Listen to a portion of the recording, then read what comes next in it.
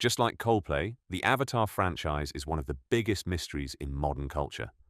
These movies have grossed over $6 billion, yet I have never once heard anyone talk about seeing them, Have you seen Avatar? I never saw Avatar. let alone liking them enough to pay money to see a sequel. Who is going to see these films? Well, full disclosure, I am.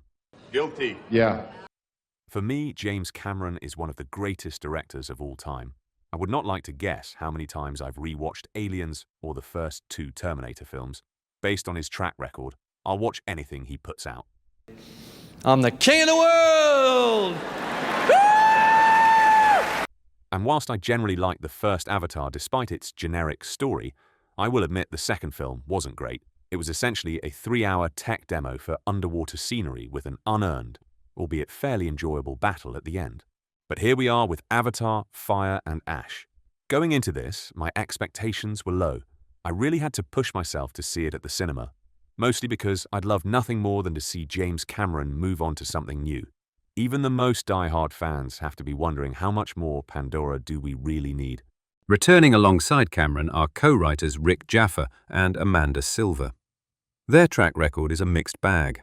They gave us the first new Planet of the Apes, which I liked, the first Jurassic World, which I didn't like, and the live-action Mulan. I think that one speaks for itself. It stinks.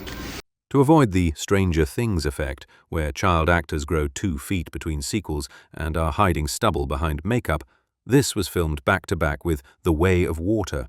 Because of that, don't expect a massive leap in visual tech from the last film.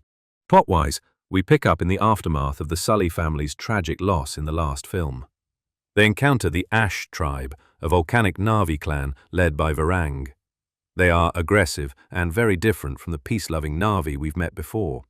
When Colonel Quaritch, yes, that's right, somehow Quaritch has returned, forms a dangerous alliance with the Fire Na'vi, Jake and co find themselves fighting to protect their family and prevent a civil war from burning Pandora to the ground. So let's look at the positives. Just like the previous films, this looks great. Depending on how you watch it, the 3D high frame rate can be jarring and looks a lot like you're playing a video game, but I found I quickly got used to it. The technical and special effects are still impressive, especially when you compare them to how embarrassingly bad Marvel's CGI has been for a number of years now. The designs are another big plus.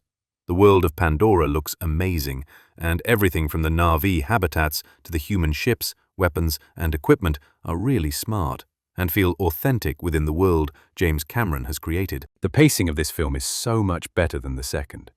Within the first few minutes, the story gets going and keeps moving along without really losing its way. This one certainly did not feel like it was over 3 hours long and kept me engaged throughout. We've actually got a storyline this time, let's be honest. The plot of the second film was non-existent. It was a tech demo. Thankfully, the third entry expands on the previous films and actually delivers a narrative. By introducing the Ash tribe, it brings a fresh dynamic and a new direction. It finally feels like the franchise is moving past a simple humans versus Na'vi and going somewhere. Unfortunately, it doesn't quite keep that interesting narrative going for the entire runtime, which leads me nicely on to the bad. Here we go. The last third of the film is just a lazy copy and paste job from the previous movie. It's the same big battle in the exact same location between the exact same people over the exact same stakes. It was really frustrating after the script set up the plot to go in potentially interesting directions. It's 1 step forward and 2 steps back. Even by the end, you don't feel like the story has moved much further along from where the film started. One big gripe I have that seems more frequent these days is playing it too safe story-wise, and this film is very much guilty of that. They are too scared to kill anyone off or shock you. As you get to the final act, you pretty much know the good guys will be fine. There is no real threat of anything surprising happening. When you take away the stakes, it ruins the tension and engagement in the battles because you already know what's going to happen. It all gets a little bit boring. Surprise me. Okay, so, for example, the first part of the end battle is eye-rollingly one-sided against the humans. Despite the fact they have more numbers, a better arsenal of weapons with rockets and literal gunships, it is a total massacre. I don't think the humans kill a single native in this battle, which is ridiculous. It's only when the Ash tribe turn up later that things get interesting, but even then, it's hardly a shocking turn of events. Look, I get that they want us rooting for the blue guys and hating the humans, but it's ridiculous that they would be this terrible given how well kitted out they are. This is the third time they've fought these people. They'd have learned something by now. Also, the script is a bit all over the place. There are some smart lines, mainly from Stephen Lang's Quaritch, who looks like he's having a lot of fun again. But the Na'vi children all talk like contemporary surfer dudes, calling each other bro all the time, which is pretty jarring. Where the hell would they have picked up these phrases? There are also a few glaring plot holes in the second half, which conveniently move the plot wherever it needs to go. At one point, a human character is upset with his cartoonishly evil boss, so to get back at them, he decides to put his life, and the lives of multiple innocent humans on the line, to break someone out of prison, leading to a huge firefight in the human base. It feels pretty absurd that anyone would be that reckless over what is essentially a work disagreement. Right. Okay, so does this film justify the massive box office figures and the years of hype? Honestly, no, probably not. It plays it way too safe, and the copy and paste final act leaves a sour taste in the mouth.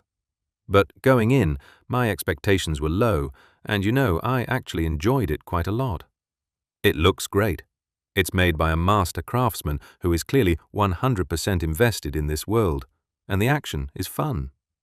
The addition of the Ash tribe helps make it feel fresh for the most part. In many ways, this is what the second film should have been. Should you see this film? See this film if you like the first Avatar film. Don't let the second film put you off. This is significantly better, and there's a lot more to enjoy this time round. Just don't expect a groundbreaking story. Don't see this film if you didn't like the first Avatar. It's not going to change your mind. It is essentially more of the same. Maybe it's time to admit blue people aren't for you. I'm afraid I just blew myself. So, what did you think? Do you think we'll actually get those fourth and fifth films? With the third movie already past the $1 billion mark and in profit, it feels inevitable that the Disney machine will keep the lights on in Pandora, especially as they really need some wins right now. But considering how long it took to get here, I dread to think how old we'll all be by the time the next one comes out.